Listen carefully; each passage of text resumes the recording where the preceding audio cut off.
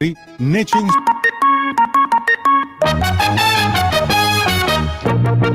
ora in onda Auto da Fè, un mondo senza testa, una testa senza mondo, un mondo in testa.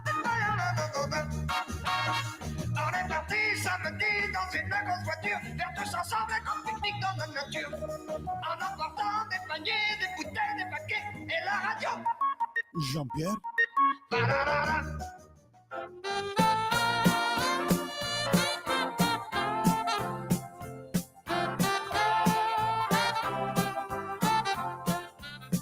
You are my sunshine, my only sunshine. You make me happy when skies are gray. You'll never know, dear, how much I love you. Please don't take my sunshine away. The other night, dear, as I lay sleeping, I dreamed I held you by my side. When I awoke, dear, I was mistaken. When I hung my head and I cried. You are my sunshine, my only sunshine. You make me happy when skies are gray. You'll never know, dear, how much I love you. Please don't take my sunshine away. You told me once, dear, you really love me. No one else could come between. But now you left me and you love another. You have shattered all my dreams. You are my sunshine, my only sunshine. You make me happy when skies are gray. You'll never know, dear, how much I love. Buongiorno care amiche e cari amici di Radio Libertà. Abbiamo iniziato con un brano meraviglioso, non può che essere una fine di settimana fantastica, ad onta di tutte le nequizie di notizie che ci arrivano da tutte le parti. Abbiamo iniziato recuperando un pezzo che ha a che fare con la giornata di ieri, 11 settembre 1899. Sul finire dell'Ottocento nasceva a Quitman, in Louisiana, Stati Uniti, Jimmy Davis. Scamperà fino al 2000. Fu molto longevo e soprattutto cantante, cantautore americano, è colui che ha messo il copyright, probabilmente ha composto, ma insomma è una melodia che veniva da lontano, però ci ha messo il copyright lui, questo celeberrimo You Are My Sunshine, tu sei la mia luce del sole, quello che io dico sempre al mio pubblico di Radio Libertà. Quindi You Are My Sunshine, un pezzo meraviglioso, qui cantato da Willie Nelson e Leon Russell, e abbiamo iniziato non alla grande ma di più per quanto in ritardo. Comunque Lega Lombarda in conclave per l'agenda per il Nord, forse l'avete già sentita, forse no. Comunque la Lega Lombarda, come scrive oggi il Quotidiano Nazionale, ma lo trovate ovunque la notizia, si compatta in vista di Pontida con 2 giorni di confronti in Valtellina tra il governatore Attilio Fontana, i consiglieri regionali, gli assessori, i 5 ministri lombardi. E l'obiettivo, dice il segretario lombardo della Lega Massimiliano Romeo, fare squadra in vista del prosieguo per la legislatura. Ma soprattutto l'idea è quella di definire una specie di carta del Nord, un'agenda per il Nord, un documento da portare a Pontida, da far sottoscrivere ai militanti per riattirare l'attenzione sulla questione settentrionale. Il ritrovo è all'agriturismo La Fiorida di Mantello, Sondrio, il patrono è quello di Autotorino, lo stesso posto, ricorda Romeo, dove 10 anni fa il Carroccio organizzò qualcosa di simile con l'allora presidente della Lombardia, Roberto Maroni. Ci saranno i ministri Giancarlo Giorgetti, Roberto Calderoli, anche Matteo Salvini, Alessandra Locatelli, Giuseppe Valditara. La carta del Nord, staremo a vedere. Intanto, a proposito di carta, i nuovi dati di diffusione della stampa sono allucinanti, se volete definirli così. Il Corriere della Sera, secondo voi, quanto vende? In copie di vendita individuale siamo a 109.000 copie. Il dato è quello di luglio, lo ricorda Prima Online. Se poi vogliamo andare al totale delle vendite individuali, compresi gli abbonamenti, copie digitali individuali, gli abbonamenti individuali cartacei pagati sono 701 in tutta Italia, 47.000 le copie digitali. Il totale, diciamo così, arriva a 197.000 copie di vendite individuali, 197.000 copie in tutta Italia a luglio, ed è di gran lunga il giornale più venduto in Italia, perché tutti gli altri quotidiani sono sotto. Tanto per darvi un'idea, il giornale diretto da Alessandro Sallusti, arriva a 21.000 copie, 21.700 di vendite individuali, comprese le copie digitali e tutto il resto, arriviamo a 23.000 copie sostanzialmente di vendite totali individuali. Sono 20, aspettate che ve lo dico esattamente, perché così abbiamo un ordine di grandezza più preciso. Il giornale vende 23.642 copie. Questo è il dato finale del totale di vendite individuali, mentre, tanto per fare un altro ordine di grandezza, Libero vende 15.000 copie individuali, considerato tutto l'ambaradan digitale arriva a poco di più, 17.000 copie. Il Messaggero, fra vendite individuali, abbonamenti digitali, abbonamenti cartacei, arriva a 42.000 copie al giorno. Il Messaggero Veneto 22.000, tanto per darvi un ordine di grandezza, il Messaggero Veneto vende più di Libero e del Giornale. E sempre rimanendo sui numeri, la Repubblica, che è il diretto concorrente del Corriere della Sera, vende in tutto sostanzialmente 194.000 copie circa, ed è sotto al Corriere della Sera di un pelo. Le vendite individuali di Repubblica sono 114.000.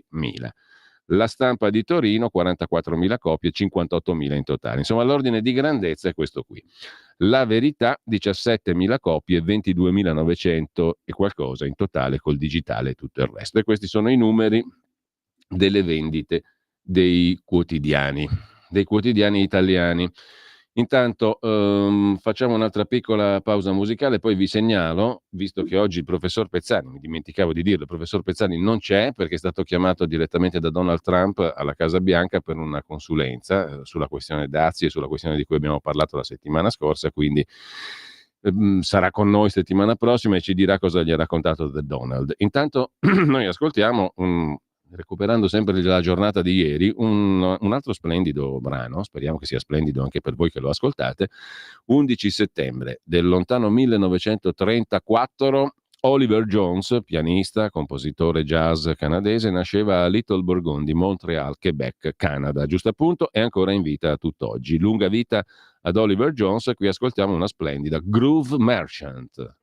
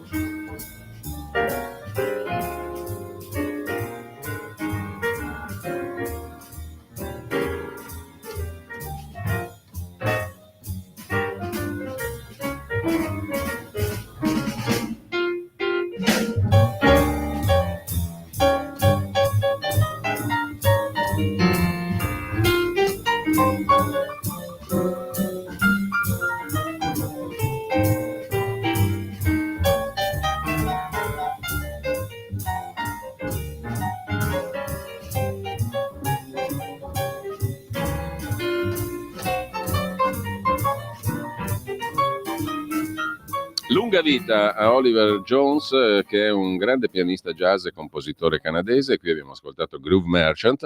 Intanto vi ricordate qualche giorno fa Putin a passeggio con Xi Jinping allegramente dicevano: qui arriveremo a 150 anni, è vero che le bestie grame, la gramigna è l'ultima a morire, però questi non vogliono morire per niente, anzi tendenzialmente 150 anni in su, questi non vogliono morire.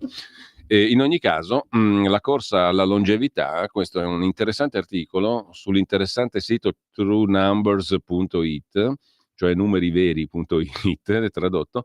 Comunque True Numbers si occupa di dati e di numeri. La corsa alla longevità, le robe di cui parlavano Putin e Xi Jinping, è un bel business, tutto è business ormai, ma comunque questo è un business da 12 miliardi e 600 milioni di dollari, secondo quel che riporta True Numbers. Sono i dollari investiti nella longevity economy, l'economia della longevità. I due autocrati sognano di arrivare a 150 anni, ma le aziende biotecnologiche ci lavorano davvero. Alla parata militare di Pechino inizio settembre, Xi Jinping e Vladimir Putin, entrambi 72 anni, tra l'altro, coincidenza, hanno tirato fuori una battuta che sembra uscita da un copione di fantascienza, scrive True Numbers. Il leader cinese ha immaginato che presto le persone potrebbero arrivare a vivere fino a 150 anni, mentre il presidente russo ha evocato i trapianti di organi, che peraltro il suo amico cinese già fa su larga scala in Cina, forzosi, come via d'accesso all'immortalità. Il dialogo è stato captato dai microfoni dei media di Stato ed è rimbalzato in tutto il mondo. Ma ha a che fare con una branca dell'economia vera, la longevity economy. Negli ultimi 25 anni i capitali destinati alla ricerca sull'invecchiamento hanno superato i 12,6 miliardi di dollari. Mentre vi segnalo, saltando di palo in frasca, c'è chi vuole vivere a lungo e c'è chi vive troppo poco. Tante persone purtroppo vivono troppo poco perché vengono ammazzate brutalmente. Succede quotidianamente ai cristiani del Congo e della Nigeria. Nel caso specifico, oggi su La Nuova Bussola Quotidiana, l'articolo è di ieri, a dire il vero, se ne occupa la professoressa Anna Bono, che tante volte avete ascoltato qui anche a Radio Libertà, soprattutto nella rubrica Zoom di Antonino Danna, ma non solo. Terrore jihadista, un massacro di cristiani a Nioto in Congo, un altro massacro per mano delle ADF, le forze democratiche alleate, democratiche è l'aggettivo giusto, sigla di uno dei più feroci gruppi jihadisti, cioè di violenza coranica dell'Africa, affiliato allo Stato islamico. Nel villaggio di Nioto i terroristi hanno massacrato almeno 72 cristiani. E noi ci risolleviamo con la musica. Abbiamo inserito per errore un movimento della suite Scaramouche di Darius Milhaud ai pianoforti, 2, Christian Ivaldi e Noël. Il pezzo è molto bello, la suite Scaramouche è da godersela tutta. Noi ascoltiamo un pezzettino del primo movimento.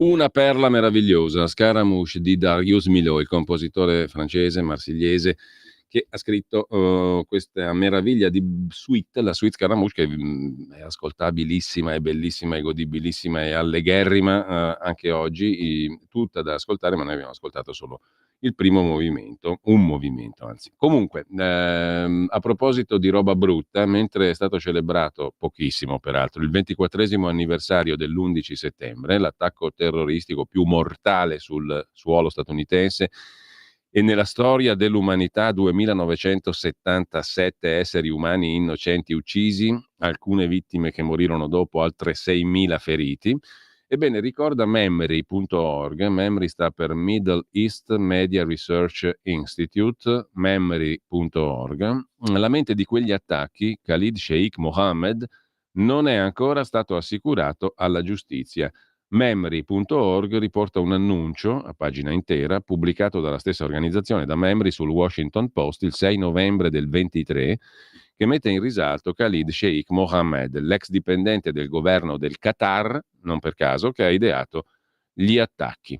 Con questo lasciamo anche Memory, che è un sito sempre da frequentare, e vi segnalo il pezzo di Antonio Zennaro su nicolaporro.it, l'Occidente che diventa un Oriente mascherato, la fine del pensiero libero, con l'assassinio di Charlie Kirk negli Stati Uniti, una trasformazione. Cosa diventiamo se la paura del linciaggio mediatico e della violenza fisica sostituisce lentamente il principio di libertà di espressione? Bella domanda che si pone Zennaro su nicolaporro.it. Mentre un altro bell'articolo da leggere è del 9 settembre, è di Gianandrea Gaiani, direttore di analisi difesa.it, lo trovate sul suo sito appunto, e si occupa di Macron e Zelensky che danno i numeri ma non i nomi. Quante sono le nazioni europee disposte a inviare le proprie truppe in Ucraina per garantire la sicurezza di Kiev? Valutazioni contrastanti e contraddittorie rendono arduo fornire una risposta precisa a questa domanda. Macron e Zelensky la fanno facile, danno i numeri ma non i nomi. Sempre su analisidifesa.it vi segnalo dell'11 settembre un articolo sul livello di minaccia inimmaginabile fino a qualche anno fa. Un'audizione di un generale. Affrontiamo un tema, scrive Analisi Difesa, di importanza capitale che tocca le fondamenta della nostra sicurezza e sovranità, il ruolo e le impellenti necessità della nostra aeronautica militare. In un contesto geopolitico dove le sfide si manifestano con velocità senza precedenti e le minacce assumono forme articolate e multidimensionali, la capacità di difendere il nostro spazio aereo, di proiettare la deterrenza, non è più questione tattica, ma pilastro strategico della nostra libertà, stabilità e prosperità. Lo ha affermato il generale di squadra aerea Antonio Conserva, capo di Stato Maggiore dell'Aeronautica Militare, in audizione davanti alla Commissione Difesa della Camera dei Deputati. Come siamo messi quanto a difesa del nostro spazio aereo di fronte a un livello di minaccia inimmaginabile fino a qualche anno fa? Mentre vi segnalo un'altra lettura interessante, un sito interessante di per sé che è asianews.it, a proposito di libertà, democrazia e di quel bellissimo mondo degli autocrati che avanza. Dalla Cina, 2 nuove leggi per reprimere le minoranze linguistiche, tutto perfettamente in linea con l'impianto ovviamente autoritario del comunismo cinese. Comunismo si fa per dire perché il comunismo sarebbe in teoria qualcosa che riguarda il popolo, ma lì il popolo è oggetto, non soggetto. In ogni caso il Comitato Permanente dell'Assemblea Nazionale del Popolo, capirai, ha esaminato un nuovo quadro normativo che impone l'utilizzo del mandarino in tutti i settori. Repressione linguistica delle minoranze, e finché ti reprimono la lingua, inteso come l'idioma, va già bene. Mentre vi segnalo anche il pezzo del professor Ugo Volli su shalom.it, la svolta strategica, Israele attacca in Qatar i capi di Hamas. Un colpo audacissimo, lo definisce il professor Volli, dopo la distruzione di Hezbollah coi cercapersone, il bombardamento di Nasrallah, l'eliminazione in Iran dell'allora capo di Hamas Ismail Haniyeh, i bombardamenti mirati in Siria e la distruzione dell'industria nucleare iraniana. Con una dozzina di missili sparati da 6 aerei arrivati a Doha, capitale del Qatar, senza essere visti né annunciati, L'aeronautica israeliana ha mirato all'intero gruppo dirigente estero di Hamas, un altro audacissimo colpo di Israele. E lasciamo anche il professor Ugo Volli, facciamo una piccolissima pausa musicale, poi vi segnalo due bellissimi articoli di Luca Ricolfi, ma ci arriviamo dopo. Veniamo all'oggi, venerdì 12 settembre 1940. Nel 75 i Pink Floyd pubblicavano il nono album Wish You Were Here, ma ne abbiamo piene le tasche dei Pink Floyd. Andiamo invece al 1940, 12 settembre. John De Francesco, detto Papa, organista jazz americano, Hammond B3, e scusate se è poco, l'organo Hammond, nasce a Niagara Falls, New York, morirà nel 24, l'anno scorso. Qui una sua versione di The House of the Rising Sun, che tutti conoscono, una canzone tradizionale che racconta di una vita abbastanza schifosa a New Orleans. Molte versioni di questo brano esortano anche il fratello, i genitori e i figli a evitare lo stesso destino di Palta.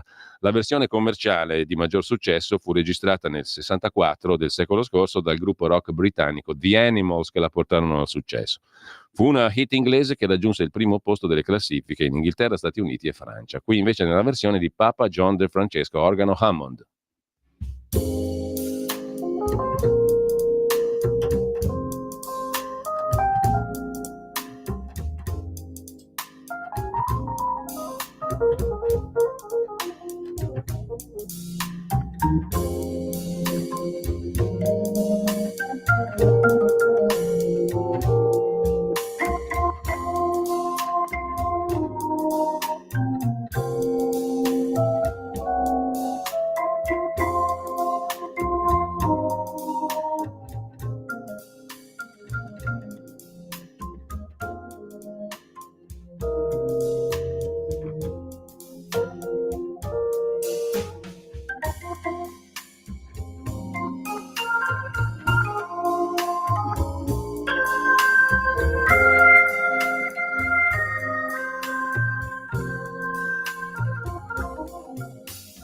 Adesso i formidabili Simoni in regia, perché ne abbiamo ben due di Simoni in regia che ringrazio e che saluto, cercano anche la versione del 64 degli Animals di questo House of the Rising Sun. Ma io faccio in tempo intanto a segnalarvi il bell'articolo del professor Luca Ricolfi uscito sul Messaggero il 6 settembre, qualche giorno fa, Parole in troppa libertà, la lezione di Simone Weil. Stiamo usando parole in troppa libertà, per esempio nel mondo dell'informazione, dove ci sono studiosi che vogliono parlare della realtà, ma sono ideologicamente distorti. Una di queste parole, l'esempio più clamoroso, è genocidio, per descrivere i crimini di guerra di Israele. Definizione ONU del 48 di genocidio. Nel caso della guerra a Gaza non si adatta per niente. La definizione ONU richiede che siano presenti due elementi: un gruppo nazionale etnico, razziale o religioso e la volontà di distruggerlo in quanto tale. Nel caso della guerra a Gaza i due elementi sussistono ma in forma scissa, con diversi referenti. Israele ha l'intenzione di distruggere Hamas, ma Hamas non è un gruppo nazionale etnico, razziale o religioso. I palestinesi, d'altro canto, sono un gruppo nazionale etnico o religioso, ma verso di esso manca l'intenzione di distruggerlo in quanto tale.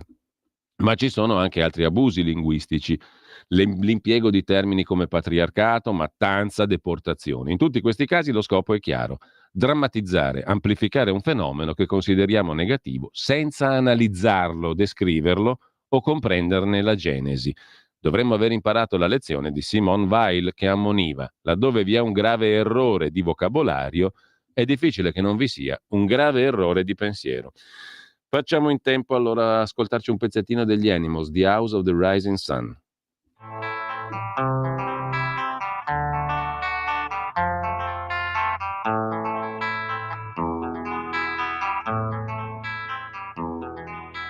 There is a house in New Orleans they call the Rising Sun, and it's been the ruin of many a poor boy. In God I know I'm one.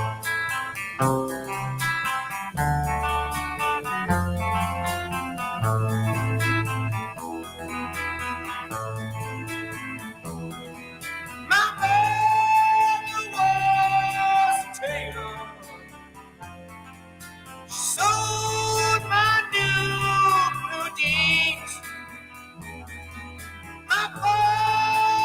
Il tempo è tiranno, come diceva non so più chi, ma lo dicono in tanti, quindi dobbiamo salutarci qua, sono le 11.01, vi segnalo su arcipelagomilano.org un bellissimo articolo di Luca Beltrami Gadola, Milano, modello Catella, una distopia urbana, l'induzione indebita ambientale.